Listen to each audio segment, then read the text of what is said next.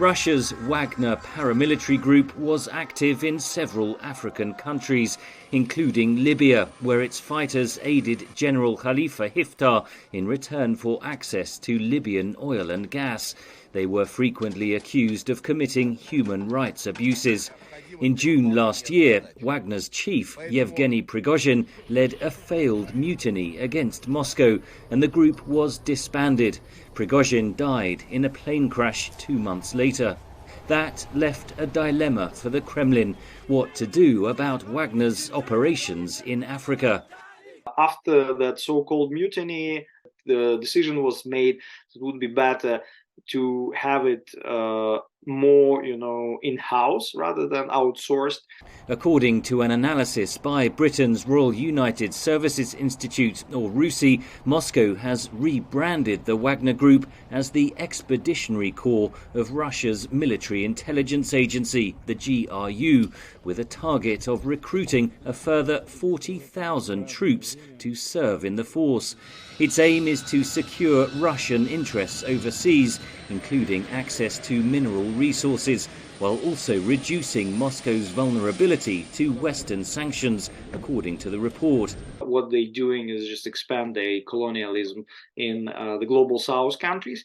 And right now they're very much focused on African countries, but they have plans for Latin America as well, some Asian countries. They will also have, political technologists, media experts, intelligence officers who specialized in political warfare, economic operations. So pretty much everything to be able not only to infiltrate that global South countries, but also to establish pro-Russian regimes there.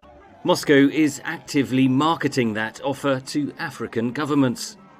They sell this conception as so-called regime survival package. The RUSI report says Russia helped to foment military coups in parts of Africa and is now seeking to displace Western influence.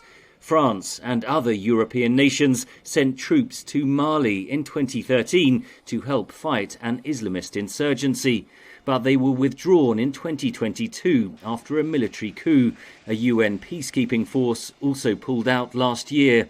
Several hundred Russian-backed fighters are now in Mali supporting the junta. Moscow has also backed military governments in Niger and Burkina Faso. Speaking Wednesday, Russian President Vladimir Putin denied any plan to oust Western influence from the region. To be honest, overall, we do not have national tasks at the Russian state level there. We're just being friends with them, that's all. The RUSI report disputes that assertion and says that Russia's new expeditionary corps shows Moscow has finally decided to explicitly challenge the international system. Henry Ridgwell, VOA News, London.